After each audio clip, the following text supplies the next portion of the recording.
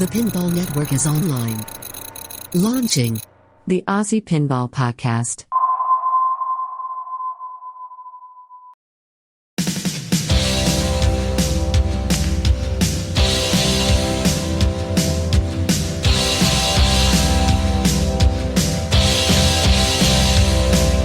I'm ready on the starting line. Guns in the air. Hello and welcome to episode 5 of the Aussie Pinball Podcast. Here she comes again now. Just hear the crowd sigh. This week I've managed to score a reunion of the original Pinheadz with a Z podcast team. Let's go, hey, let's go. They were the original Aussie podcasters based out of Canberra, and their podcast ran from December 2013 right up to December 2017, where they decided to have a break. I managed to drag them back into the studio on a lovely Saturday afternoon to catch up and find out what they've been doing over the past 5 years. Are they still keen on pinball? Are they interested in getting back into podcasting? And generally find out a little bit about what's been going on in their lives. Come on, yeah, yeah. Hey. That background music that you can hear is a hit from about 40 years ago from a band called the Cockroaches, who are mentioned in the podcast in the music section. And today's trivia is the members of the Cockroaches went on to form a much more successful band which took on the world and conquered it. If anyone can reminisce on who they ended up becoming, I'll play their song at the end of the podcast, but you have all heard of them. Anyway, let's check into the studios in Canberra and see what Rod, Gaz and Pintex Stevie have been up to over the last 5 years. Singing, come on, yeah, yeah. Hey, let's go, hey, let's go. This is the Pinheadz Podcast. We'll just talk about the fact, you're a government, IT guy. You're Canberra's pin technician, and That's what I do for a living. Yeah, and I'm meant to know what I'm doing with talking on the radio, but ironically, this podcast may prove otherwise. So, it's the first episode of 2014, and it's the first time in a long time that 2 new pinball titles have been announced in the 1 month. But will Stern's 50th anniversary Ford Mustang appeal to pinball fans, or will Stern have to rely upon Mustang fans? A little blast from the past there from their previous podcast episodes, but now we have them live. So joining me in the studio is the original Triple Drain crew. Sorry, Travis and Tom and Joel, but these are the original threesome. The fantastic 3 from Canberra. That's welcome to Rod, Stevie and Gaz from the original Pinheadz Aussie Pinball Podcast. How are you doing, men? Good afternoon, Dr. John. Dr. John, g'day. John, good afternoon. Hello, everyone who's waiting for us to put another podcast out. It's only been 5 years, but hey, you never know. It's quality, not quantity. That's the one. The next one's going to need to be pretty good then. Yeah. My rubbish editing this time, so it won't be as polished as the original podcast, which you were well known for at the time. That how much work did you put into that editing and clipping there, Rod? Yeah, it's funny. I was thinking about that before we came on to chat with you, and the 16, 17, 18, 19, 20-minute intros got more and more elaborate as time went on. So the time that it would take us to actually do the podcast, the intro ended up taking about the same amount of time with the writing and the production. But it was a passion project. We loved it. It was just us reminiscing about playing pinball as young guys and then getting really excited about the one new game that might come out that year. And here we are 5 years later, and I couldn't even tell you what the new games that are coming out or have come out. It's a very different landscape, isn't it? It is. We're flat. I've been back there. 2013 was your first episode, I think. You've got a better Sounds memory of about that. Is that right? Yeah. I looked it up and cheated. So 2013. So do you know what games came out that year? Stevie, you must have worked on them all, mate. 5, 4, 3, 2, 1 was a year or two after. Thunderbirds. Thunderbirds, Yeah. Oh, that was years in the making. Yeah. So that's the one that sticks in your mind. Michael, if you're happy that's the one game that you can remember is Thunderbirds. Well done. We voted it in. where maybe we should have voted it out. Yes. So I mean, because Stern was making games at the time. Correct. I'll give you a clue. A brand new manufacturer came out and revolutionised the pinball machine. Jersey Jack. Jack. Correct. Wizard of Oz. Yeah, right. That's when Woz started. That's right. Because there was the weird situation where the first Wizard of Oz in Australia somehow found its way to Canberra. That's right. The And prototype. you were trying to keep it up, Stevie, because it's the prototype, and obviously it wasn't designed to, be bulletproof just yet. And it was their first game. Definitely. So the first one in Australia was here, and you used to work on that. Yeah, in Canberra. That's Correct. right. Correct. Oh, good memory. There There you go. Socketed chips, so if something blew up, you could just pull out a chip and change it. They were the Gee, days. what a great system. And then that all went out the window. Yeah. Yep. And the other two games that came out that year, a little one called Metallica. Yeah. Oh, that's right. Because we'd had to that point all the Stern games, and anyone before Metallica will remember there was this awful period where there was a lot of clip art being used in the art packages on playfields, and then Dirty Donny Gillies did this full hand drawn old school art package, and that was enough for me to part with a lot of money. And that was my first ever new in box, I think. What a game! And I still have that game, of course. One of the greatest games of all time. Yep. And Star Trek. Stern Star Trek. Steve Ritchie. Yeah, still a good game. Yeah. Played that game. Where were we? There was a pub in Newcastle. You know what? We played pinball all over Newcastle over many years. Yes. Anyway, yeah, there was. We walked into this pub. There was this Hounds or something. The guy who used to play, he played in the premiership for the Roosters. I've bought a few games off him. Luke. Yeah. Luke had a bunch of games cited in some pub in Newcastle, and he had one of It those. was the Hounds and something. Was it the Something and Hound? Yeah. Anyway, it was a great pub, and it made great by that game amongst others. That's right. Well, Luke's now up here, runs a location on the Gold Coast. I think as he was leaving Sydney, I bought his Iron Maiden. His Iron Maiden, the yellow one. So I guess it's an LE, is it? I don't know. It's or a premium. Who can keep premium. up? And just before he left, he was kind enough to sell that to me. And how's he going up there? Oh. It's good. He's got he puts his, normally has 5 LEs sitting on the site, but of course it's mainly all kiddie gambling because that's where the money is. Is that the place in Broadbeach? Yes, in Broadbeach at the Oasis Shopping Centre. Yeah, I've been there. Yeah. Yeah.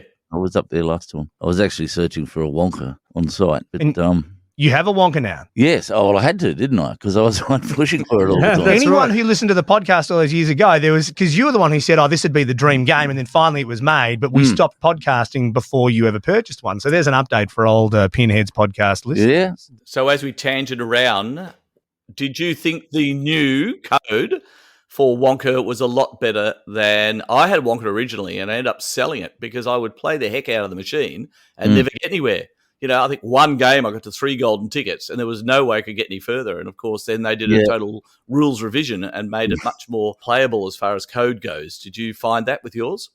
Yeah. Well, I still haven't got the 5 either. I've got 4. So that's as far as I've gone as well. But it can take you a long time to get there. But you're right. It's a bit easier to get with the newer code. I don't know if they will do another one because I don't know anyone's actually got to the end yet. Is yours the LE, guys? Yeah. What do you get on that you don't get on the other ones? Oh, you just get the chrome, the nice blue legs and the blue things. You get the elevator up the back that isn't on the standard one.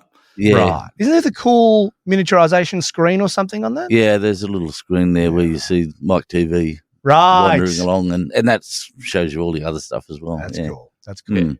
Yeah, it's a good game. It's a good game. Now, so we keep bouncing around here. Let's go back. So there's been a game. I remember last time Rod was espousing that he had got his Rob Zombie delivered and it was in the box.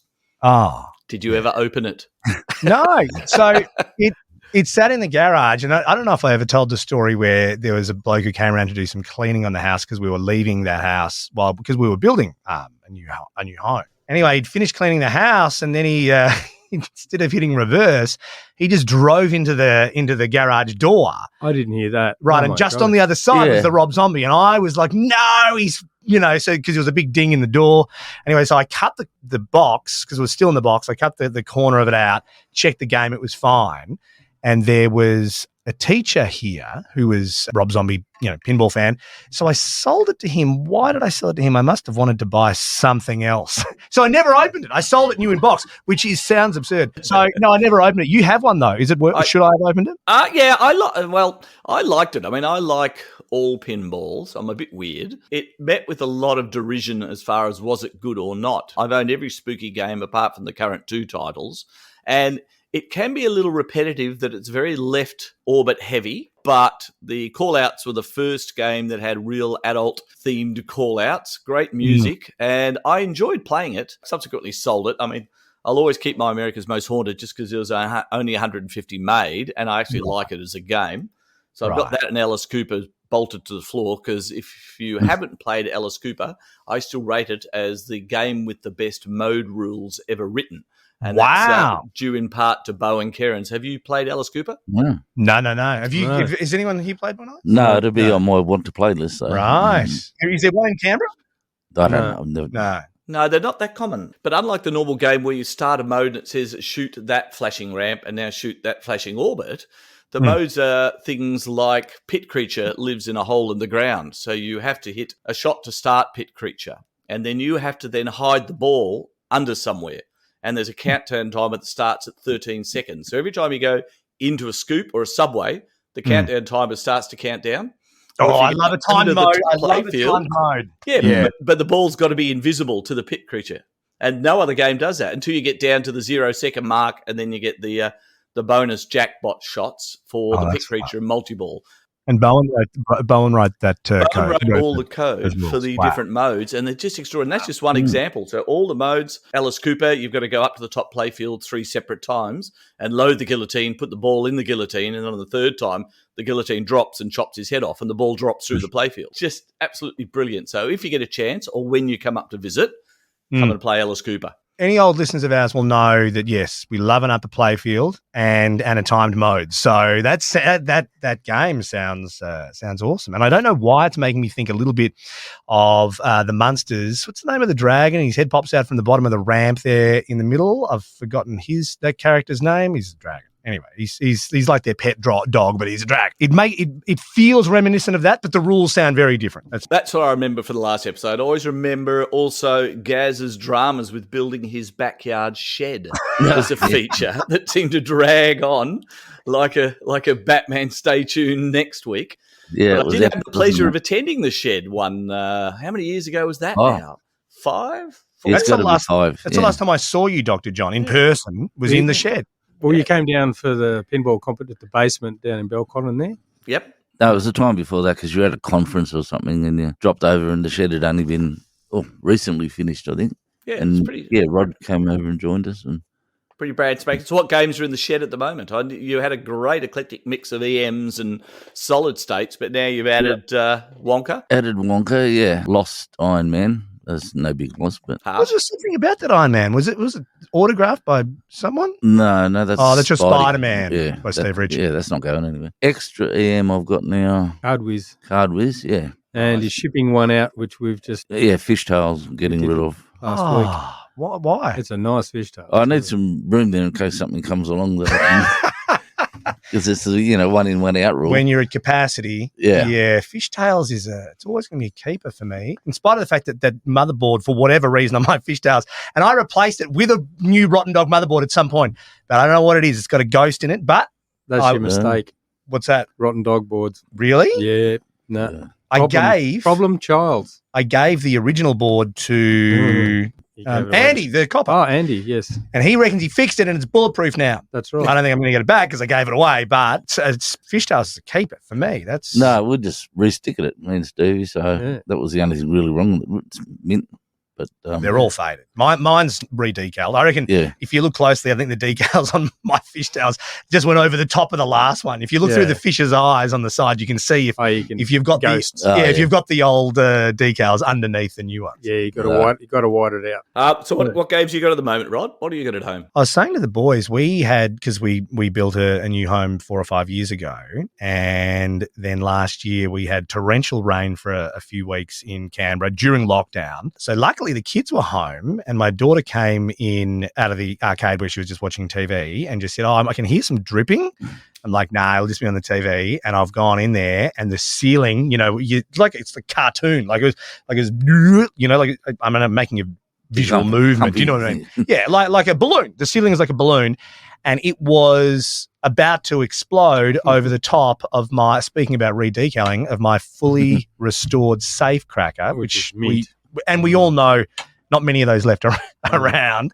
So I got a bucket and a lanced it with a Stanley knife. Right, with a Stanley knife, and the water came out, and she saved the day, though. Otherwise, this beautiful old game, there's too many of those have obviously gone to the tip in Europe predominantly. Yeah, would have been another one gone. So what isn't it? Look, it's silly to say I don't know. I mean, all the ones that were still there. My Indiana Jones, I love that. Fishtails are still there. My second Addams Family, which I naively got rid of the first one, and I missed it so much. So this last one I've had. But I think the more recent ones, I got that. It's not new anymore, but to me, it's a new Batman 66. 66, right?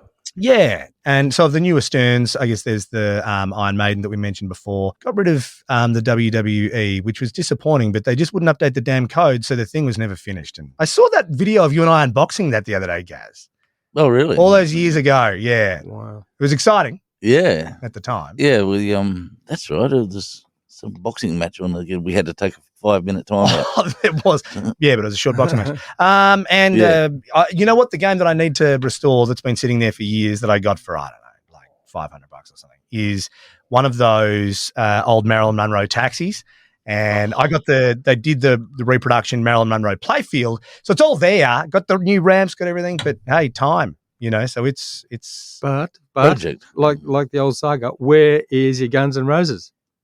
I think it's ready. It's sitting down with Nino in Melbourne. It's 5 years later. Yeah, well, there was a pandemic, and there's obviously other things going on. So now I have to get to Melbourne. I cannot. Is this the Data East version? Yes, right. The original. Look, I can't say the best because I haven't played the new one, which I'd like to. But it's awesome. Is it amazing? Yeah, amazing. It's not for everybody. I've said this on you've got in the background of your shot. I'm looking at you here. One as well. Yeah. It's complicated. So it's like Pirates of the Caribbean. If you want to have a quick game, do not start that game. Not that it plays long, but you've got to do a lot to get into it. Depends which song you pick. You can bomb out early, remember, if you don't score enough. Oh, really? Well, not really. As long as you keep the encore meter going, the song will last forever because every time you hit the required number of shots, you add a ball. Oh. So you start normally, you can just start with one. If you haven't locked anything, and then hit 2 shots back in the scoop, you'll get a choice of cashing out your jackpot, which would be very little, or keeping going. And if you keep going, it adds a ball. Then you hit your next 4 or 5 shots, back in the scoop, yes, keep going, add another ball. So you can have 3 balls going. So you can keep that song going until you get to the gold record, and then the song will stop if you don't cash it in on a single ball, and you go to the encore. And then you've got album mode and all this sort of stuff. So it goes on and on. Question for you, Dr. John. When there are games like this and you have the nostalgic connection with the original, in this case, the Data East, Star Wars is another good example of the original Data East Star Wars versus what seemed like a bunch of cool new versions. I don't know, maybe there's just a bunch of different artwork on the same game. But which is better for you with Guns N' Roses? The new one. I mean, the old Guns N' Roses, well, you see, I've been ruined a bit by competitive pinball as well, which I'm cutting back on, because if you play Guns N' Roses in competition, you really only just keep building up band members, I think, hitting the one shot over and over. The new one's much more in depth and a lot more to do. So I would go new. But having said that, the most popular game in my home at the moment is Stars by Stern Electronics. How old is that? That's as boring as... Like, seriously. There's 5 of them in Canberra and everyone just keeps passing them off to the next person. I remember I knocked back the offer of a Stars, I don't even know, 20, 25 years ago. And instead I got Mousing Around. Better game. It was a fun game. There was what a crazy ramp in the middle. Yeah. When those drop targets go down and you've got to hit the 3, it's almost a 360 ramp, up straight up the middle. But should I regret have not having picked up the Stars? Well, you need the variety. You see, if you've got 1 or 2 games, yes, I wouldn't get a Stars because you're just doing the same thing over and over. But when you've got... If you've got a Guns N' Roses in your house and then you've got a Stars, you can decide, do I want a quick game or do I want to spend an hour playing this game? Yes, answer to your question. Yes. I have just played yesterday the new Rush. Oh, yes. Oh, yeah. Stern's Rush. Now, that's hot news. How'd it go? What Awesome version? The new Rush from Stern. Pro or Premium LE? Pro. Yes. Okay. Pro. I think was it Pro or Premium? You can tell because if it's premium It's LE, on the screen. lift there's a lift ramp in the middle going into the donut, the time Yes, machine. yes, it was. That So was. it had the lift ramp, so that was Yes. the premium LE. Yes, Premium, yes. much better playing game, I think, because I got to play all the versions over at Texas Pinball Festival, and the LE just shoots so much nicer with that lift ramp and not having the dead edge shot from the top flipper. Yeah, well, I didn't get it to lift up the ramp. That's why I couldn't remember. Yeah. Right. And we put, it's actually going down to the basement in Belconnen. And he actually put mirror blades in it instead of the LEDs in the side rails. The expression lighting, yep. Yeah, exactly. And it looks so much better with mirror blades. Okay. The package itself, I reckon, was awesome for a first revision of software. I've come across some other early ones, which both you and Rod probably come across, where you've got like Batman 66. It was just the call-outs weren't there, and it wasn't a nice, tidy, joined together game. But this actual machine seems to be a good start. Good soundtracks, everything seemed to mesh nicely. Well, you're more in touch with the new games than any of us, Dr. Johnny. You're finding that the complaints of 4, 5, 6, 7 years ago of games going out half-baked from Stern, perhaps with all the competition in the market these days, are the games arriving in the box a bit more complete? I think the volume of games in the last 5 years from Stern have allowed them to increase their employees. So now instead of having a core of 1 or 2 coders trying to keep up, there are dedicated coders pretty much for each designer. So the games are coming out at 0.89, 0.91 on release, which was never, they were always about 0.65, 0.7 when they first came out. Yes. But now you've got Tim Sexton and Raymond Davidson, the world #1 player, on code. And then you've got Keith's games with Tanyo Kleiss, pretty much Keith telling them what he wants as far as rules goes and Tanyo implementing them straight away. Tim Sexton, who was working with Steve Ritchie, who's now, I think, working with John Borg, I'm not sure, but another top tournament player. So they've got the staff now. Dwight, of course, don't leave out Dwight, doing his complicated mathematical codes, which some people love and drive me mad, but that's because I'm bad at maths.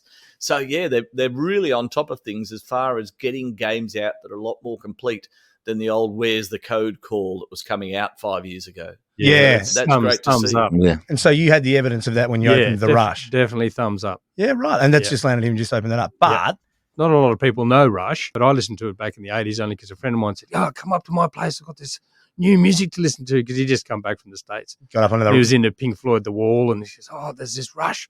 Oh, it's so good. And got around the record player. Yeah, and he's played me the 2 good songs. And I went, which were? What were the 2 good ones? Tom Sawyer and whatever the other one was. And I'm going, oh, man, that does sound awesome. And then I listened to the whole album. I went, what's all the rest of it? What pin? And again, I'm not stealing Dr. John's. I'm just repeating Dr. John's question. What pins do you have? Because I know you're sending me photos of gun games at the moment, which you're doing beautiful restorations on. But what's your collection look like? Okay, so I got myself an ACD Lucy, which is in mint condition. So that's really nice. Oh, I didn't. When did you get that? About a year and a half ago, I think, was it? Fantastic. Yeah, Cool. it's a bloody lemon, though. Yeah, it's been What do you blowing mean? a few things. Oh, just a few MOSFETs are blowing up. All right. But hang on. So the Lucy's a premium, though, isn't it? That's the LE. LE equivalent. Oh, right, LE equivalent. right. Because for me, that ACDC, the base model, whatever you want to call it, the Pro, is the, and you, Dr. John, is the ACDC Pro the best of the pros ever made? He's shaking his head. What is? Not, definitely not. You've got Angus's ugly face looking at you the whole game. That's right. It's extremely disappointing. And I don't like it as The lower much because playfield doesn't do anything. you've got stand-up targets on the sides rather than drop targets. So you hit a target and the ball is just instantly out of control, whereas on the premium LE, you've got the drop targets, which will take the momentum Slow away. the ball down. Yeah, so I don't think so. I think the best pro version that's come out of all the games versus premium LE was Game of Thrones. So you didn't have that top playfield. I had the LE Game of Thrones, and I liked going up the top playfield a little bit, but it wasn't that inspiring.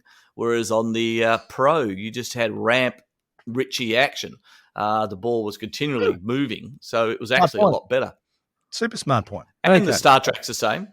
If you ever play, Star Wars. If you ever played the Star Wars Premium versus the Pro, that fork to get up into the Death Star shot is a nightmare. The ball's either stuck behind it, or the flippers can't get up into the Death Star. Whereas the Pro, it's just the orbit. You don't have to worry about it. Good tip. Right. Continue with the collection. Okay. What else you got? $6 Million Man, which I just did a whole playfield. Classic. Just got to do a repaint in summertime. How's the glass on it? Beautiful. Mint. Got an 8-ball deluxe, brand new back glass, really nice playfield. Body was quite shabby, but all touched up now, looking good, playing beautifully. And it's quite a complicated machine, actually. It's not just your normal Bally, $6 Million Man or Kiss or Playboy. No, it's got quite a bit happening on it. Other pinballs, Duratron, which I'm moving on, Jungle Queen, which I've moved on, and then I'm collecting gun games. And I think I've bought 5 in the last 5 months. Where are you finding them? Well, actually, just picked up 2 from Luna Park off a guy called Greg Terranova, which is running all the EMs up there, which is very exciting. He's done an amazing thing considering Greg didn't know much about pinball or video games or early Crane stuff when he bought all this stuff, and managed to secure with Luna Park to put them all in there. So for a lot of people that have never seen early pinballs, what a lineup. Really nice quality machines. So you're saying there's a bunch of EMs at Sydney Luna Park? That's right, Sydney Luna Park. Wow, right. And there's some really rare stuff, like Close Encounters 4-player EM. Like you don't see them. They're all Gottlieb System 1 solid state stuff. So he's prided himself on a lot of really rare EM stuff, really rare stuff, which was normally solid state. So anyway, I picked up a couple of 4 gun games from Greg, and hope you might get him on the show sometime, John. He's on my list of interviewers to come up, because it's a fascinating world operating EMs. He would have to be the only one I know of in the world that operates EMs.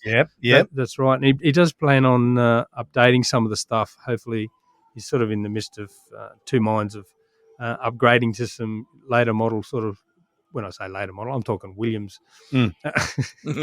Well, it's all interesting stuff. Yeah. 40-year-old apart from 80-year-old. Yeah, great. Yeah, right. Yeah, Adam's Family, blah blah blah blah. That sort of something that people line up for versus just doing pinball. So yeah, that's what I've been up to. Apart from that, there's 2 good sites in Canberra to play pinball. One is is the basement, which has got 10 pinball machines, where Rod should go and actually play some new pinball. Yes. Well, now that I live out of town, interstate. No, it's right. This You're actually a Queanbeyan boy now. Where are you living? I've gone north. I'm in Murray Bateman. Okay. Yeah, and it's also just the girls being 6 and 8 now. It's just, well, you know what it's like, Dr. John. Once my daughter is playing competitive pinball and being the national number 1, I'll be back there. How is your daughter? She's playing competitive pinball? Yeah, she picks and chooses a lot now. She just started uni this year. Right. Wow. And she won't play pinball with me anymore. Of course, she will ring me up and say, let's go and do Flip Frenzy at Netherworld this Saturday. And I'll say, well, you haven't played for 4 months. She goes, okay. And we were there on Saturday, 30 players, top ranked in Australia. She came 4th. So she's still got it. And we've got the Brisbane Masters coming up in a couple of months, and I'm sure she'll do well. She won't do that well because we have a number of international competitors coming over to take all our money away again. You'll hear the Jimmy Nails episode of this podcast coming up next, where I think he explains in 2019 they gave away $18,000 in prize money, and it all went to either Escher or Colin Urban from America. But I mean, if this is the beauty of having prize pools that make it it is one. We've spoken about this a million times. It's one of the greatest unifiers on planet Earth. I think the guy who was doing the painting after the place imploded and it was the last thing that needed to be done on the insurance claim. He was. Where are the Smurfs and Tintin from? Belgium. Thank you. Belgium. There you go. And he saw all the pinball machines obviously folded up outside the room that he needed to paint. He just started telling stories about his childhood and, they were poor. But if he could find a coin, that went straight into a pinball machine or a bagatelle. So it is, you're right, Dr. John. It doesn't matter where people are from around the world. If we can get them to Australia or we're heading wherever now that the borders are back open, it's the international language, pinball. It's just the greatest. Well, we've got to get you down to either the basement or there's a new place down in Woden. So if you're down the south side, called the Albie. The Albie. And there's 5 really nice pinballs down there. So the fact that I can't even get into town, I can't even get into Canberra, let alone Dr. John going to Texas. How have you gone with the borders being closed? You would have been climbing the walls. Well, you see, Queensland, I think we had 4 to 5 weeks lockdown, and that's it. We had competitions every week. Yeah. We had the Brisbane Masters on last year. I think one person managed to sneak out of South Australia and one out of Victoria somehow. And all the rest were Queenslanders, so we never felt it. I normally do at least one trip to America a year, so we did go a bit stir-crazy, not being able to go across. So as soon as everything opened up in March, I zipped over to Texas, to the Texas Pinball Festival again, which I tend to do every year. It was such a relief, and caught up with everybody, which is wonderful. And then we'll plan on doing Indisc in January with Carl in California, so we'll head back over then. But have you been over? The bloke who snuck out from SA has still been in lockdown for the last 6 months since he got back. That's a clue. Yeah. They're very strict over there. Sorry, you asked the question. But do any of you ever get overseas to the shows? Yeah, not with COVID. I mean, in the past, just locked us out from getting up there. So that's right, we couldn't even get in the state. The last time I went overseas, we were in Chicago. And we were in Chicago when my wife got pregnant with our eldest. And understandably, we have not been anywhere since. But now that they're old enough, we can't wait. We can't wait to get back to the States. We're really, really excited about that. So if we can do that in the next year or two, now that the girls are at an age that, they'll be able to remember it. Well, what's your advice? You think that now? But if we do it next year, we'll have a 9 and a 7-year-old. Would they love it? Great age. You've got to either do California Disney. But if you could take the extra effort to get to the other side, I would recommend Florida, Disney World and Universal Studio. So much better, so much more modern, and a lot to do. We've been there a few times, and it's excellent. But that's the perfect age for the Disney trip. Yeah, right. Well, you were 6 years ago you went, Gaz? Yeah, something like that. It was about 6. Well, we've been a couple of times, but yeah, we went. We were supposed to actually go to Hawaii last year, but COVID put a stop on that. And in the States, definitely the Florida side has the best Disney. We went to all of them, so plus the Universal Studios as well. And then you've got the few of the theme parks there with the roller coasters. Oh, you're a big coaster guy. You love the roller coasters. Yes. Yeah. 5 flavors. We'll live vicariously through your Facebook posts in the meantime, Dr. John. What's the old Berry Farm? Knott's Farm. Yeah, You'd love that, guys. Yep. That's great for roller coasters. Yeah, they've got a lot of old wooden ones as well, which is scary, very scary. Now I mentioned before we started recording, there has been the 5-year gap since your last podcast, and the extraordinary number of new people coming into the hobby that are embracing it as much as we ever did in the old days, who don't know who you are. And I was remiss at the start by not introducing you formally. So just let the listeners know who didn't keep up with the old podcast where you fit into the pinball world. So, Stevie, can I get you to start? I'm a technician, been fixing machines, started off electromechanicals and progressed into solid state, and then all the late model whiz-bang stuff, fixing a lot of just any coin-op and jukebox stuff, just because of the background in being a fitter and turner, mechanical, and then branching into basic electronics and then going self-taught from there before the internet sort of really kicked off. And that's where I've sort of been and got in contact. I was working at the place in Mitchell and Garry and I met, and then Rod, doing a bit of work, I think, for Rod. Well, like anyone in our region, and I guess this is the same around Australia and the world, there's only 1 or 2 Stevies, pinball technicians in your spot. So, when it came to us moving to Canberra, crikey, over a decade ago, like all of us here, okay, who's the local tech? Stevie's your guy. And I run radio stations here in Canberra, and there was enough room in the schedule at the time for the passion project that was doing a podcast, because there were a couple of podcasts back then. I think Clay Harrell did the most amazing one. He interviewed all the designers, and I loved that tremendously. And there was the Pinball podcast, and there was Nate Shivers doing Coast to Coast. Nate, you're And right. when lit. But there was no Lock When local Lit. ones. Like when lit. No, no, Australian. there wasn't. Was there? I don't think there was. No, I don't think there was an Australian one. No. So it was, I just said to Stevie, hey, we should have a chat about pinball. And he said, well, let's get my mate Gaz along. And yeah, we released one a month for a few years. And as I said before, it was just a very different time as far as for us, for me, pinball is an escape. So for us, we sat around and we really reminisced. And I think before I came on, I just was listening to one of your podcasts, Dr. John, and I just thought I'll just hit on Spotify, I'll go the frrr, where you just flick up. I didn't continue because I could have kept, I don't know how deep it goes. There are so many pinball podcasts, and I feel embarrassed that I haven't listened to them all. So apologies to those that are creating great pinball content. And I'm sure they're all different and great and local in their own ways. But for us, we were really privileged to have a lot of Aussies and a lot of Americans listened back in the day. So it's if you remember the stuff we were doing, I'm humbled by that. And if you're hearing us for the first time, I always renew the domain. So they're all sitting there. It's an interesting snapshot in time of what was happening. Like when I paid for that Predator. Remember that? Oh, yeah. But it was going to be a good thing. We were excited. If you listen to the old episodes, you listen to us getting excited, and then you listen to us not talking about it for a bit, and then you listen to me reading the email saying he's stolen all your money. Through tears and everything. Yeah, and I think now, Dr. John, as far as all the small boutique manufacturers, and I guess some of them aren't even boutique now, some of them are big fish. It's another world, and how extraordinary as we entered the new millennium with Sega disappearing and Stern hanging on by the skin of their teeth. Had they decided, had Garry gone, you know what, we'll just call it a day. Does this thing we're talking about now, other than the old games that are in our collections, does it exist at all? And I don't know. We'll never know. Thank God we don't have to worry about that.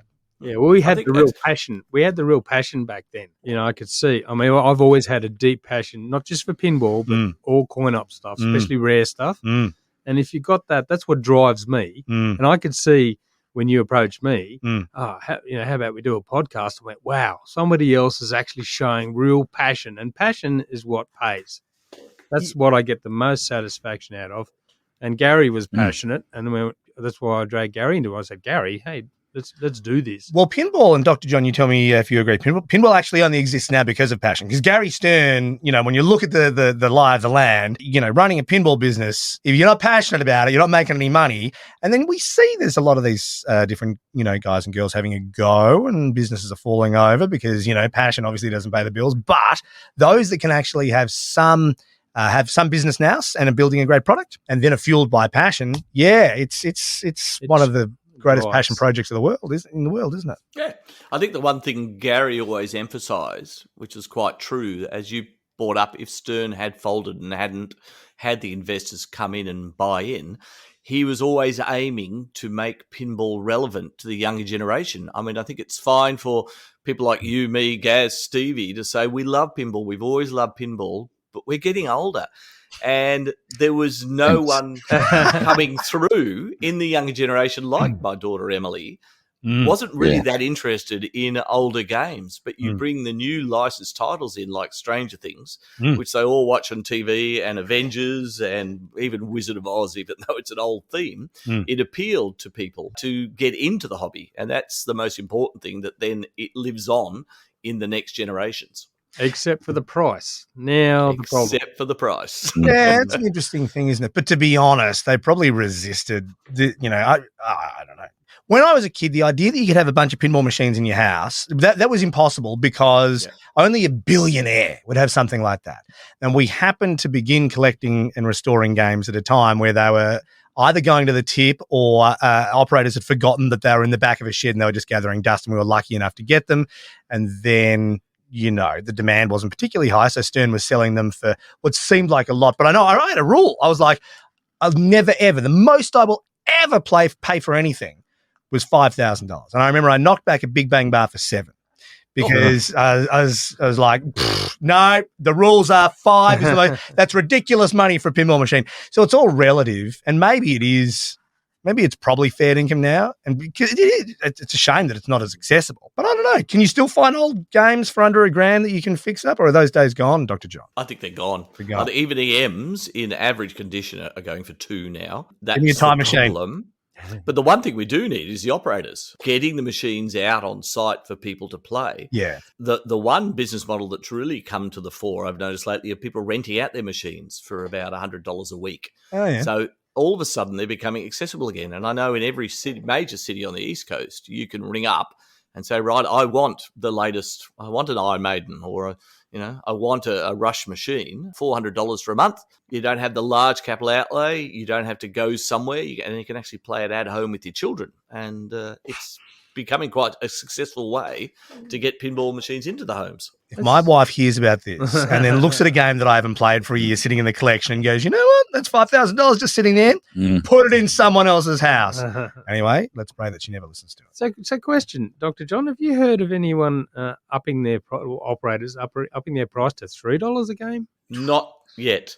No. Everywhere I go, new modern Sterns are $2 a game, and older Bally Williams are $1 a game. I haven't seen the $3 yet. How about Canberra? I've heard that. No, not Canberra's fine, but I've heard Sydney. Some people are charging $3. That would only be, the card that you're tapping, though. Do you know what I mean? Like when you're tapping. Maybe. When when you put your $20, $50 card or whatever, you're not thinking and you're just getting excited and you're tapping away. I can see how that will be the norm in time.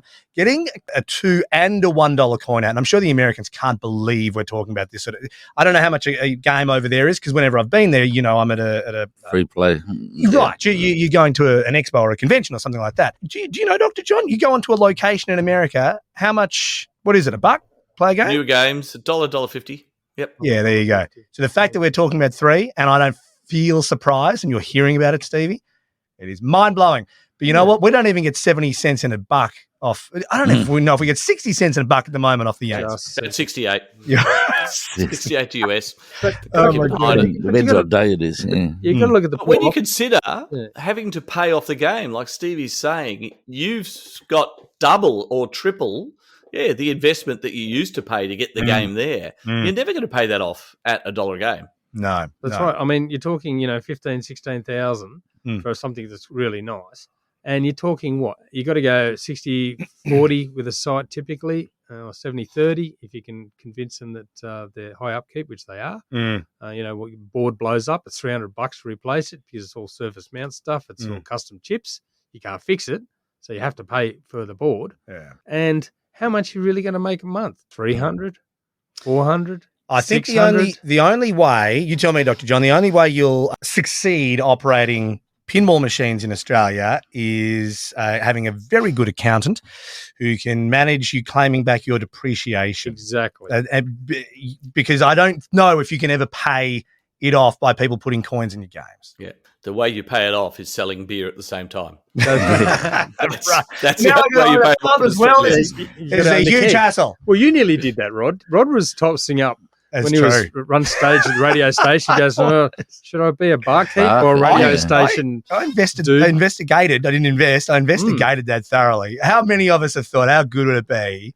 You start collecting pinball machines, and next minute, Barcade. We should have Barcade. That's a great idea. And those have done it. The boys up in Newcastle, I think did well with their pizza and pinball, but at a certain point, they had to, pull up stumps, didn't they? Yeah. We've got Netherworld up here in Brisbane, and I've got a podcast with Jimmy Nails, who runs it, coming out, so you can hear about the trials and tribulations of running it.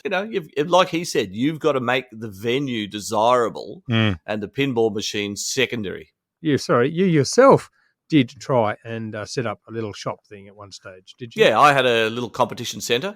That's right. And would sell food and alcohol illegally. No, that's not it. BYO. Again, get a free beer with every bag of chips you bought, just the chips were rather expensive. Yeah, and I did that. And rent just kept going up and up. To the point where it wasn't viable anymore. So you've really got to have something else making the money to support the pinball being there. Right. And yes, you can claim them on depreciation, but you've got to have a good business model going to do that. Right. Well, there's a Back to the Future amusement centre in Goulburn. Now, he had 5 pinball machines in there. He's now got rid of those. I think he's got 2 back in. And the money's just not there. The money's just no. not there. So I think if you're a venue and you can use the appeal of pinball and perhaps the nostalgia to us young middle-aged gentlemen, and then as you were saying, Dr. John, some of those different titles for younger players. If that's a draw, you're right, and you're getting them in the door. Come for the pinball, stay for the beer, or whatever. It's part of a broader model. But you're right. If you're just dragging machines around all over the countryside, those days are probably gone. And our third member, Gaz, Garry, we haven't heard from your background. So we got the radio host, we have the technician, and then we have the collector. Is that how we'd sum the three of you up? Well, yeah, small collector. Yeah, more a player and just a lover of pinball. So when Rod suggested we do the Pinheadz with his Z podcast. Beautiful. Yes, Dave, you're looking that up. Yeah, it's still there. Yeah, Pinheadz with his Z. Just thought, why not? We'll just get together and have a chat. It's just like we were sort of sitting around at home or in my garage or something, having a beer and talking about pinball. That always feels like when we do sit around in your garage and have a beer and chat, I always go, had we recorded this, we could have got more episodes out. Yeah. But we weren't set up to record while sitting in your garage having a beer. So. No, and the time did take a stop. More so when it was easy for me and Stevie. We'd just come in and talk. Yeah. But then you had to do all the hard stuff and get the production and everything. And I also changed my job and began running the stations as opposed to just announcing on the stations. And that was the challenge that I needed personally in life. It's a shame. It's regrettable that we didn't get to keep doing it. But I do like that what we did do for a few years was a snapshot of a different time. It's ridiculous only 5 years ago to say it was a different time in pinball, but it really was. Yeah, it's interesting. The passion was there to the point, Rod, where you actually brought a portable recorder along to one of the venues that we had at it was one of my favourite things of all time. Dr. John, did you go to that expo in Penrith? Penrith Expo, yes. It was maybe 6 or 7 years ago. Yeah, no, I missed that. It was... Awesome. I mean, it was a group of different collectors who, by the way, all had, when we talk about collections, maybe they had 100 games each or something. So you were in this giant facility with hundreds and hundreds of games, and we wandered around and just recorded it. It's just a couple of episodes. It's like a 2-part episode. I wish I could tell you which ones they are. I can go back to the archives. Yeah. And we just wandered around and reminisced about these games. Stevie had worked on them all from the 70s, all these EMs that went right the way up through those wacky Ataris and the Stern Electronics games, and they were all there. Yeah, they were great episodes, those ones. If you ever listen, it's 2-parter. It was so big. There were so many games that we went through. It was just us looking at games and talking about them. That was fun. It was really cool. And we got to catch up with people down in Melbourne. There's operators. There was people, like Luke selling a couple of art blades that Garry bought and posters and just pinball to, Mark C to, whoever. Yeah. Nino's. All these people, he said, is that who they are? Yeah. Oh, right. And there was like a little, they had a little table set up with things you could buy as well. So it was an awesome sort of... And it was like 48 hours straight. So you'd go, back to the bar to refresh. Beer and pizza. Right. Yeah.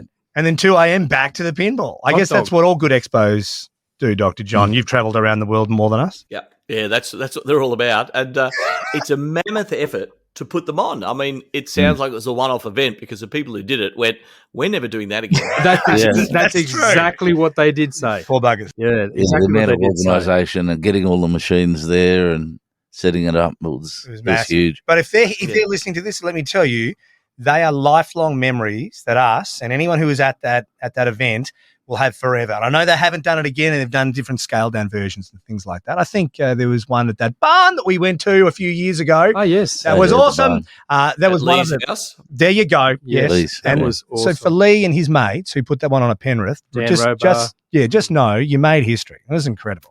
Did you get into his bat cave? I haven't been into that cave. No. So Lee's got the barn on the property outside Penrith. I've been there probably 3 times, I think, for tournaments. Wild. But in the main house, he has an elevator in the middle of the house that goes down underground, and he's got this long tunnel. Does he want you to be talking about that? Entire row of new sterns, and it goes under the pool, and you can look in a main game room, and you can look through the windows into the pool, people swimming, and there's all machines under there as well. It's a very special setup down there with young Lee, and we appreciate it every time he opened up. The games that he had in that shed, and we played a lot of games. I don't know. Maybe there was dialed in. We played dialed in. We got on that dialed in. It was the first time we played it. It was obviously a new game at the time, and I don't know how that's regarded these days, Dr. John. But we were just into it. We had a freaking ball and taking photos of us. The photos are turning up on the screen. It was really cool. The Polaroid sort of emojis. Emojis are exploding all over the place. Does that. Selfie mode. Yeah.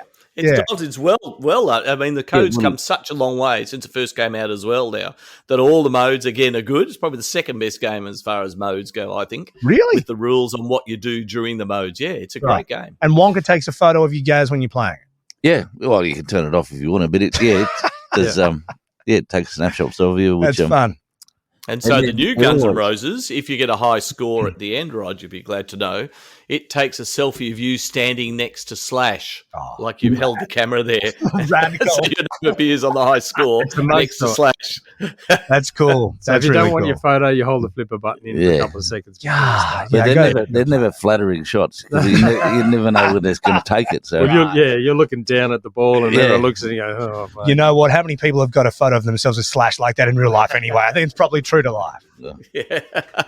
So you guys are in what we colloquially love to call Canberra in the sheep paddock, which for overseas people don't understand. There was a big argument on whether Melbourne or Sydney should be the capital of Australia. So they took a ruler and went, this paddock is halfway between Melbourne and Sydney. Let's put the capital here in the middle of nowhere. Interesting place to live. One thing I was always intrigued about, Melbourne's got a very active pinball scene.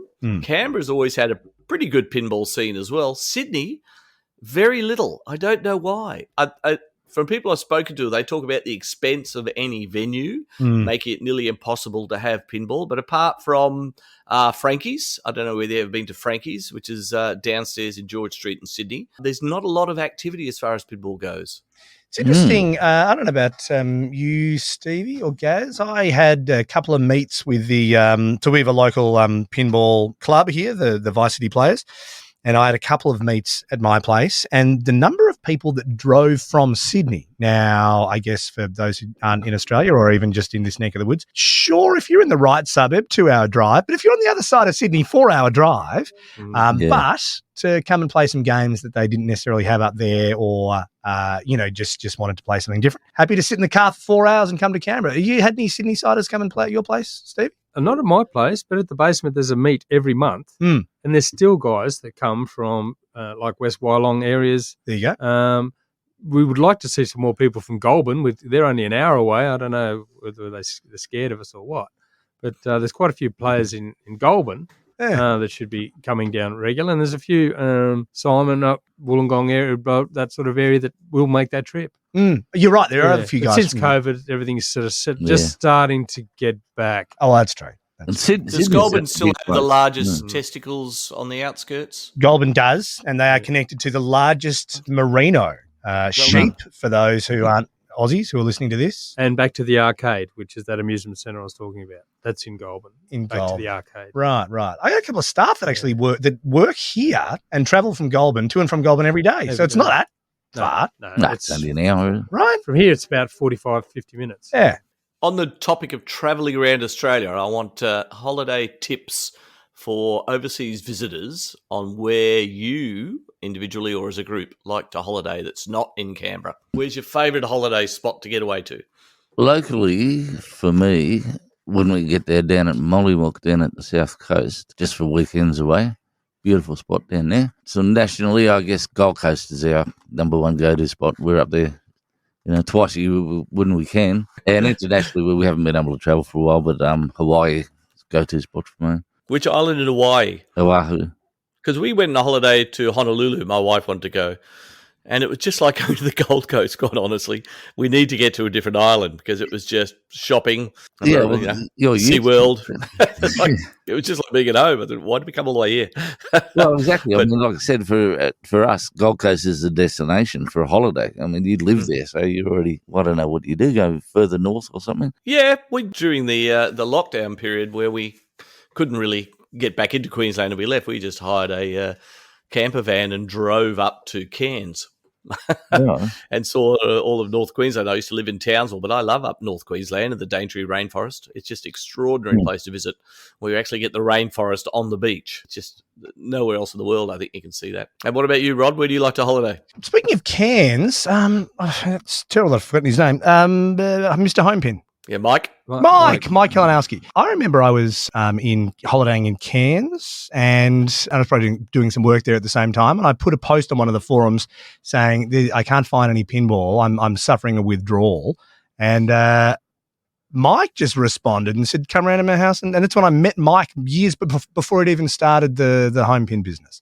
So, look, I don't know if I can give you a destination where there's great pinball, but I would just say that if you get on the forums, you might find a local who goes, well, swing by, particularly if you're an international traveller. I think there's, and I've heard of Aussies going over to America. I mean, you're evidence of that, Dr. John, where you just put a thing on the forums and locals will invite you into their home and you can play their collection wherever you are in the States. They're a good mob, the Americans. You just have to use international currency of a packet of Tim Tams and a small jar of Vegemite. They're right. Well, you know what? We can fill half a suitcase with that. Look, for me, I grew up in Melbourne, in Victoria, so our holidays were always spent down the surf coast in Torquay, which again is a different place these days, but still fantastic. And if you're going at the right time of year, you can go to the Bells Beach Easter Classic, where the best surfers on planet Earth come to compete. So if you are travelling from away, go down the Bellarine Peninsula, Torquay, Lorne, Jan Juc, all the way down to Apollo Bay. You see the 12 apostles, or however many apostles are left now as they're all falling over. Half a dozen. Yeah. It's refreshing. It's cold because, it's Victoria and it's Bass Strait. It's the ocean. But, yeah, look, for me, there's obviously this tremendous nostalgia around that part of the world. And you may see a bit of old Prime Minister washed up on the beach sometime. Well, look, we're still looking. Never know your luck. Chinese submarine. Somewhere. Someone once said a dingo in a submarine got him. I think this is not a joke. The swimming pool at my school was the Harold Holt swimming pool. It was named after him. Which now looking back on it seemed like of all the things you could name after a Prime Minister lost at sea, it wouldn't be your school swimming pool. That is a true story. You would name a brick after him or something like that because he obviously couldn't swim. No, they're right. But it would be less obtuse than naming your actual pool. Anyway, true story. There you go. Stevie, where's your tip?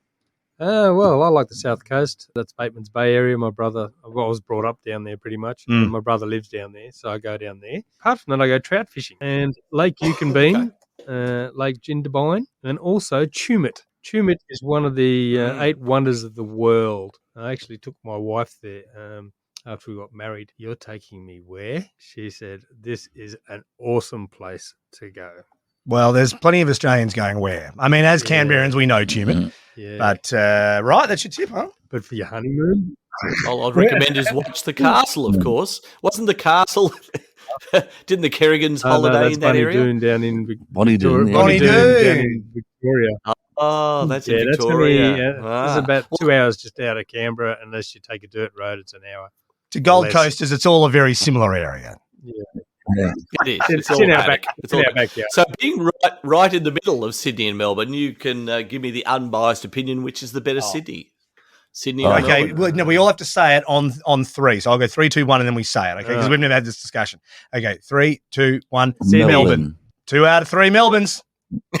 And one's wrong. Okay. Sydney's great for a visit. Sydney's fantastic for a visit. I wouldn't want to leave. I mean, I'm in Melbourne, but I am biased. I love Melbourne. You love Melbourne? I love Melbourne. Yeah, trams getting around there so much easier than Sydney. Sydney's the land of the one-way street. Yeah. Dr. John, Melbourne or Sydney?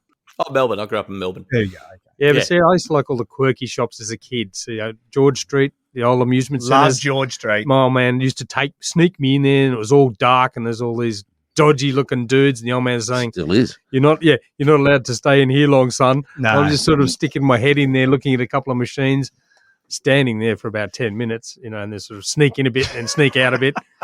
It's a great. It's an awesome adventure city. Yeah, and all the old shops that used to have up there, like I used to, tie my own trout flies and things like that. You'd go into the shop, it was like a whole IGA of old fishing stuff. Yeah. Like beautiful wooden glass cabinets, and you just don't see that in a lot of sort of cities. No. Well, if you go to Sydney looking for that, I doubt it's still there. Yeah, exactly. Yeah. But there are some still old bits and pieces. Mm-hmm. Yeah.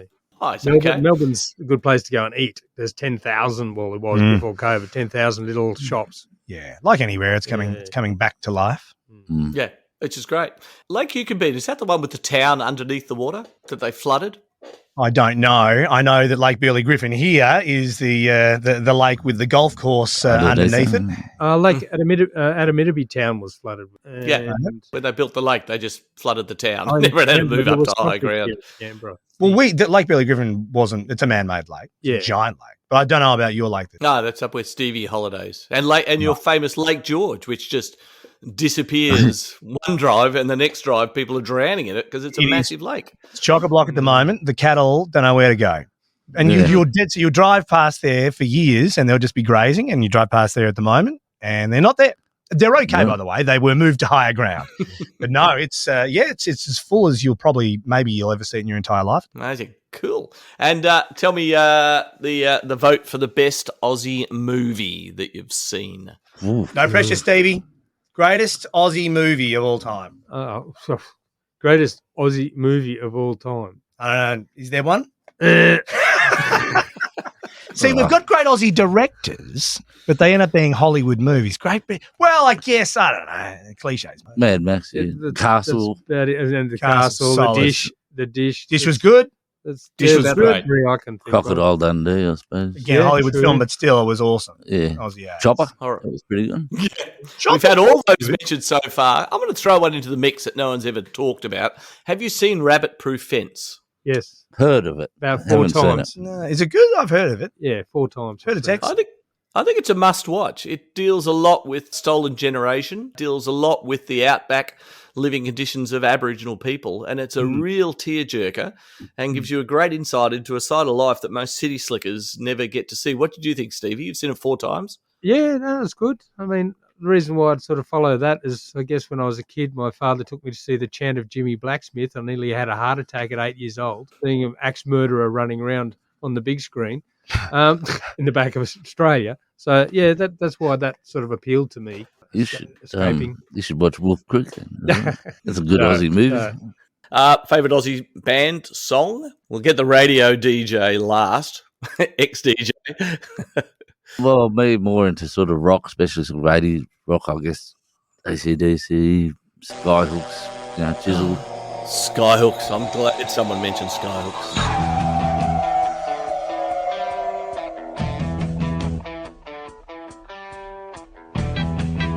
Rose Tattoo, and I guess later Spiderbait, and at the moment Lime Cordial probably. Lime Cordial is excellent. They are excellent, aren't they? Yeah. Okay. Lime Cordial. What song? Which song are we picking for Lime Cordial? The one where they're Robbery. That's Robbery's good. She stole my heart, she had enough of me. Everywhere I go, I put out wanted signs. I said, hey, there's been a robbery. I guess I'll never Okay. What about for you, Steve? All right, well, I'll have to throw something really weird then, like Jo Zep and the Falcons. Got it. Absolutely. That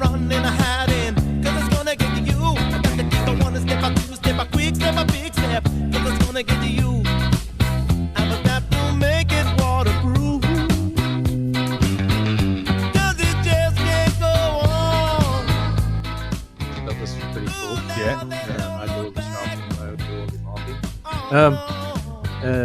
Apart from that was sort of, we had a big stadium here in Canberra, so you'd go and see Midnight Oil, the Angels, Flowers, blah, blah, blah, in the stadium, like 4 or 5 bands in one hit. We also have the ANU Refectory, where I go there and the same sort of drill. You see 2 or 3 bands, Pseudo Echo, blah, blah, blah. Oh, before they were Nirvana's played there. Everyone's played there. That's right. It's a big across venue the years. for its time. Yeah. But I guess I sort of more Angels and AC/DC, like a bit more rock like Gaz. Yep. Yeah. Well, this is the thing. During the 80s, Oz rock dominated radio. Radio didn't play popular music or pop music. It wouldn't matter. In fact, it was Kylie Minogue was number 1 as far as record sales were concerned when she had that crossover, obviously going from Neighbours to being an artist. But the radio station still wouldn't play. She was number one, selling more records than anyone else, but the radio would only play pub rock. So it is what we were brought up on, but it's bloody awesome. Actually, yeah. However, the Australian music of all these decades of our lives, just unbelievable. And the really good ones we call Australian that actually we stole from New Zealand, they're fantastic too. And I'm not talking about 20-odd foot of grunt. I'm talking about Split Ends. Split Proud Ends. House, I was just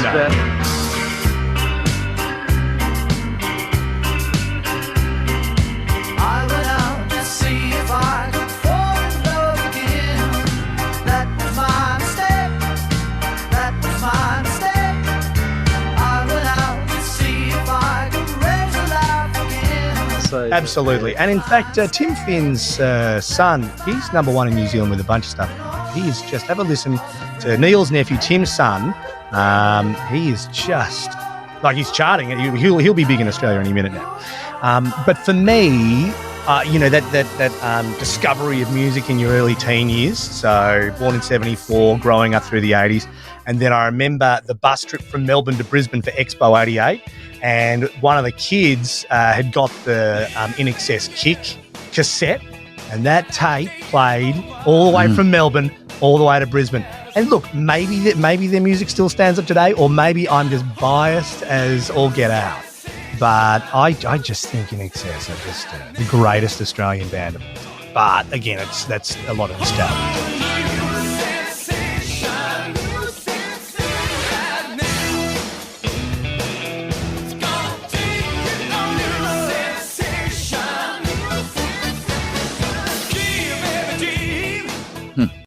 I got another one for you. I bought 2 records in my life.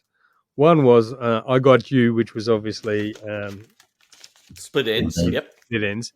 And I actually bought a Space Invaders record. Space by Player Invaders. By Player One, right, yeah. Now, that's Australian, isn't it? I actually bought that record. Right. I don't know, but I do know that, we used to play that song on our podcast. It's exactly. And they used to actually play it on the radio back then. Yep. And that's why I bought it. Yeah, awesome. Yeah, awesome. Pac-Man had his own theme song. Yeah. Pac-Man Fever. I've got that record as well. I reckon I might have it somewhere there. Yeah, amazing. And what about you, Dr. John? Oh, I'm agreeing with all that. I'm a slight bit older than you, but I spent my time at Melbourne Uni watching each residential college there would try to outdo the other one by having live music on their formal balls at Melbourne Town Hall. So one college would have Aussie Crawl followed by Cold Chisel, and the next one would have the Angels and Old 55. Nice. So that was all my era. I just loved that Aussie rock scene. And like people said, they crafted their art playing live in pubs around Australia, and they had to be good live or they were abused. So by the time they'd have a hit record out, they could go tour America, and people were astounded at how good their sound was because they'd spent all those years putting up with drunk Australians if they weren't any good, and they got very good. So, yeah, that's my favourite, the Aussie rock scene from the 80s and early 90s, for sure. Well, Chuck Hunters and Collectors in there too, just because I'm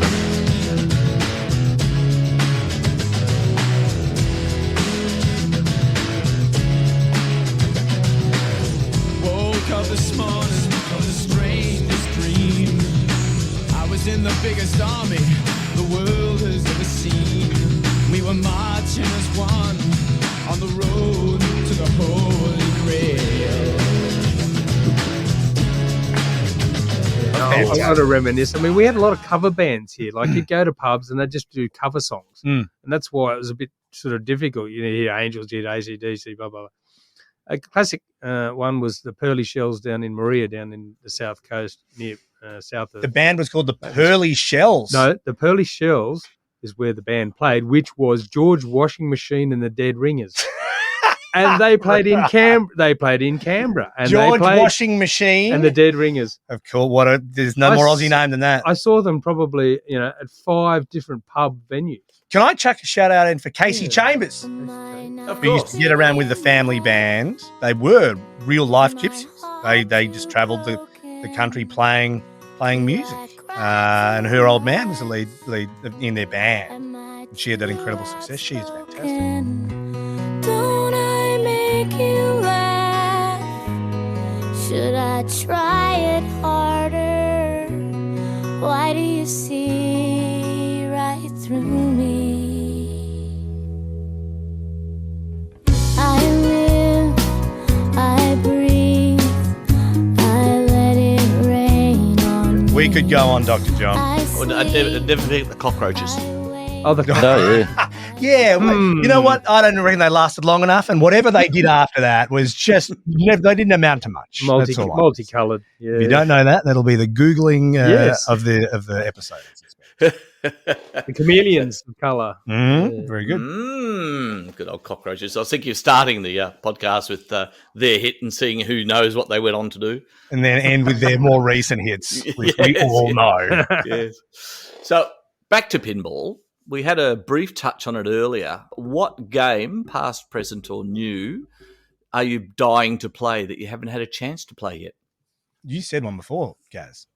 Well, the Alice Cooper. Oh, yeah. Yep. What else? If I had a chance, I would play Kingpin, Yeah. Capcom one, but there's only 9 machines of those. So. Well, what's the go? Are they building new ones of those, Dr. John?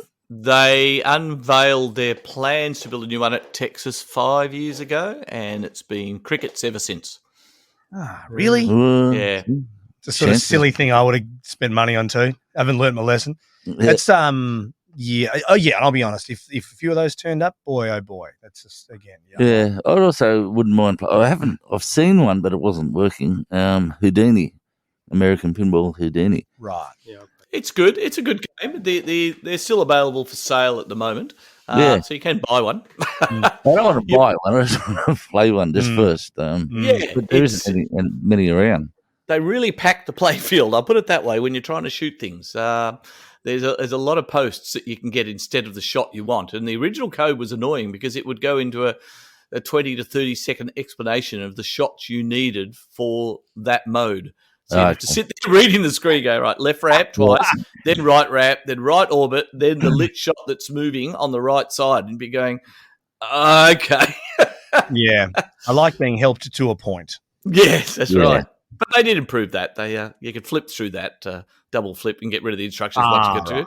It's a great theme, and the game was fun, if not a little tricky, but a very good first effort for a game that was made in less than 6 months from nothing to built and put on the floor at Texas. Stevie, game that you haven't played that you want to play? Your holy grail, the Big Bang Bar. Yeah, I'm the same. I've never played it. And let me tell you, someone. Who are the mob that have the license for them at the moment? Chicago Gaming? Chicago Gaming. Yeah. Well, they haven't got the Capcom license. That's the trouble. They've got the Belly Williams remakes. Sure. I'm not sure they've got Capcom. Yeah, but I think, again, I don't know, you believe everything you read on Pinside. I feel like they can. But if they only need to announce that tomorrow, and I'm selling some games. You know what I mean? Like I'm just hanging out for that. The other one, and you would have played this, Dr. John, I'm going to guess. I tell you what I reckon looks really cool, the Big Lebowski. Did I urinate on your rug? You mean, did you personally come and pee on my rug? Hello? Do you speak English, sir? Parla usted inglés? I'll ask you again. Did I urinate on your rug? No, like I said, woo or peed on my rug. I just want to understand this, sir. Every time a rug is micturated upon in this fair city, I have to compensate the person? Come on, man. I'm not trying to scam anybody here. I'm just... You're just looking for a handout like every other... I am not Mr. Lebowski. You're Mr. Lebowski. I'm the dude. So that's what you call me, that or his dudeness or duder or, El Duderino if you're not into the whole brevity thing. Well, I was lucky that the first year it came out, Jaap brought it over from the Netherlands, and the game I played with him on location at Texas had all the original music in it. So it had the Eagles, it had Bob Dylan. All the unlicensed all the original stuff. songs. Yeah. And I said to him, you can't use these songs. He said, we don't worry about license in the Netherlands. It is fine. And it is a fun game. I'd equate it most to playing Twilight Zone. Right. Very similar. Stop-start modes, top playfield, but a real lot of fun. And I enjoy it, and I still enjoy playing it when I see it and it's working. They're getting better at fixing it up. The carpet was always a problem, and the poor old car used to get stuck in the garage on the top playfield. But you're right. If you see one, play it. Bowling alley's a bit of a letdown. Oh, really? It looks so underneath. Cool. It looks pretty. It looks so cool. It looks great. You press the button and the ball rolls 3 centimeters, goes big, and that's it. That's the point, mate. I didn't think about that. It's a very short bowling alley. Get some Rogue ROMs or however it's going to work these days, and get the original soundtrack, and away you go. Anything else, Steve, other than Big Bang Bar? Yeah, well, there's actually, have you played, Dr. John, Brighter Pinbot 2.0 update, which was made by the Netherlands dudes? Oh, yeah, that's right. Those Dutch pinball guys. Yeah, they had it there. I didn't bother because the game's only got 3 shots in it anyway. So there's only so much you can do with an upgraded code. Mm-hmm. You know, a ramp, all they did was made that very left-hand blind shot do more. So you didn't just keep going up the ramp to load the ball in their eyes, and spin the wheel. Oh, you got the big wheel on the left. Yeah. But no, they're doing a lot of 2.0 revisions now. They had Tales of the Arabian Nights 2.0 upgrade at Texas this year. And they had the Funhouse 2.0 upgrade if you're happy to spend about $6,000 buying the kit to upgrade your Funhouse. So it's the new du jour in pinball is to upgrade old rules. And, of course, Haggis in Melbourne has upgraded the rules for Fathom, which should be in my house in 2 weeks' time. Oh, right. So you can play the original Fathom or the 2.0 that Martin Robbins has redesigned. So I'm looking forward to that arriving. Those new Fathoms look just beautiful. I mean, that's a work of art. It's a work of art. It always was a work of art, the Bally version. But the new one, it looks very shiny. It's identical, same drops. I don't know. Is it? It looks the same. Yeah, it's all identical layout apart from the fact you've got the acrylic playfield top. Oh, is it? What do you mean? It's not glossed. It's wood with a sandwich of acrylic on top. So you don't get any, and the art is printed on the underside of the acrylic. It's not acrylic, it's a special plastic that's got a name, I can't remember. Yeah, is it Macrolon? Something like that, probably, yeah. Because I put one of those on my safecracker. No, the Macrolon's the thin. It's very thin. This is a third of the playfield thickness. 2/3 is wood, 1/3 is this quarter of an inch thick or something. Yeah. Yep. Sounds cool. And all the mechs bolt all the way through. So the art is printed on the underside. It's then bolted to the top of the wood, and it's basically unscratchable. How does the ball play, though? Is it slide? You don't notice. I've got the Celts as well, which I've got on location up at Netherworld at the moment. And unless you tell people it's got that, you can't tell it's not a wood playfield. The photos look beautiful. So, right. That's cool. A good point because balls really do spin around. Correct. It depends. It's like if you can kind of over polish your games, and it's interesting with different surfaces. If your ball rolling versus skidding, but I was fearful of that with the Macrolon, but it actually plays beautiful. So I don't know. Okay. Yeah. Oh yeah. My Star Trek game, I got the slightly darker balls with the Star Trek emblem etched in them. Oh, cool. That I put in the game. And the amazing thing was the amount of spin on a ball when you're catching on a flipper and it's just sitting there spinning. And he's going, whoa. That's you exactly don't realize it what I'm until you get about. a pattern on the ball. Yeah, you right. see it, a rust spot on a ball and you see it spinning around and you go, wow. But we come back to what makes this the greatest game in the world, and that is that it's it's steel, plastic, rubber, Macrolon, whatever the surface is. It's all physical. No two games are the same, and if you're playing a ball that's spinnier than another game, it's all part of it. That's what always gives you a chance, particularly in competition pinball. Yeah, there's people with a certain amount of skill, but when something wild happens, the ball's wild, then it's going back on, for the rest of us. That's right. And it would be remiss with a chap called Pintech Stevie on the show. We talk about maintenance issues for new owners or experienced owners. Everyone says make sure you keep your playfield clean and your balls shiny. What tips would you recommend for machine maintenance, Steve, for the average homeowner? Well, the biggest thing is just to check out, obviously, clean your machine, probably whether you use a Novus or what sort of appropriate polish. I don't like microfiber rags. They actually scratch. Have a good look, get an old pinball plastic, rub your microfiber on it, and you look at it, the finish, and the gloss finish is gone.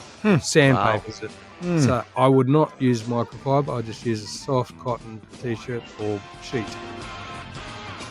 And one of the other biggest things I've found is physically take your glass off your playfield and physically grab bits and pieces and move them around and see when things start coming loose, especially on the more complicated pinballs, because it's a lot easier to tighten up a screw up in underneath the back of a playfield before it decides to shake loose with your shaker motor, fall down into a crack, something rotates, it grabs a screw and rips your playfield, etc., etc. Or it launches down the playfield into a kicker. Yeah, and you can never find it again. So until you see the smoke coming out of your game and something's just locked on. Yeah, so physically grab things, and same vice versa under the playfield. Turn your machine off if you're not confident, of course, so you don't get zapped. And physically grab things, and you'll find wooden screws in playfields have come loose. Solenoid end stops. I've had a few on late model brand new pinballs, which obviously escaped the quality control, where end stops of flippers have just fallen off after 50 games. Oh, yeah? Yep. And you just go, who was it checked by? You just see it, number 96. Well, who's number 96? That's true. And these games have made it all the way from Chicago, generally. And when they land, and it's anyway, one of the American guys who does the videos regularly, and he did an unboxing. His profile name's Spida, something Spida. Anyway, he was one of the first guys whose unboxings I watched. He unboxed a Family Guy, and he goes, "Okay, so before we even turn this thing on, let's just get into the back box." And again, it's not even a thing with new games now, but go through and just check that everything, all the connectors are actually pushed in, that nothing's loose. You're going to save yourself some panic and some potential problems just by checking, even when a game's traveled interstate or across town, before you turn it on, just go through and go around them. Now, that's lovely, Rod. Now, one of the most important things is with any new Stern pinball or other pinball, do not wiggle connectors when the machine is on. Danger, Will Robinson. Danger. No, Will Robinson. Danger. Right, why? Williams, because, you'd look for a sort of dodgy connection with an opto and blah, blah, blah. Right. These machines all have node boards, and they are super sensitive to this. They see a slightly different voltage, and they'll kill the node board. The node board is $400 a pop. Good tip. So you just think, is the opto a bit intermittent? Wobble, and you just hear a click on the board, and the custom chip's gone. That's a good tip, Dr. John. So someone has to do an exchange board system somewhere in Australia to help Pinball Australia, and US are finding the same thing. Yeah, just be very wary of that. And the other thing is, with some of this latest stuff, as you know, all these node boards are connected with CAT cables, like the old telephone clear end cable, 6 wires or 8 wires in it. Make sure they're not too tight. Yeah, because when they cable tie them in the factory, sometimes I've seen those connectors at literally 30 degrees, half hanging out of a plug, because they've just have not had enough room, and they've had to stretch the cable to plug it in. And then when they've cable tied it, it's pulled it across. So look out for that as well. They'll do what they need to do to save on a millimetre of cable these days. It all adds up. Perfect. So I hope that helps.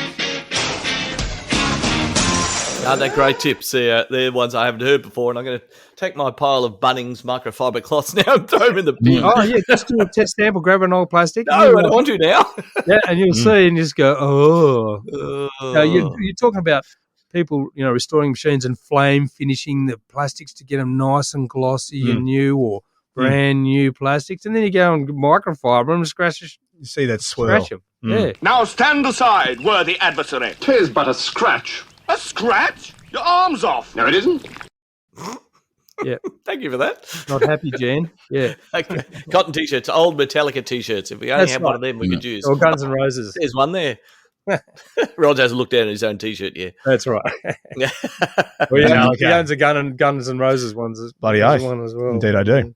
Good for cleaning. That's great. Afternoon, but again, thank you all for getting together for the reunion. Maybe there will be a Pinheadz podcast reunion at some stage as well. Everyone will welcome that if it happens, but I may have given a little prod in that direction. But thank you for your time on this Saturday. Dr. John, humbled that you invited us, mate. Had a ball. It was good fun, boys. And it was excellent that you're doing podcasts. Well done. Yes, thank goodness. Doing more than that. No worries, mate. All right, catch you later. So I hope you got something out of that, and thanks again to the three wise men for joining me and reminiscing about the past, present, and maybe even the future.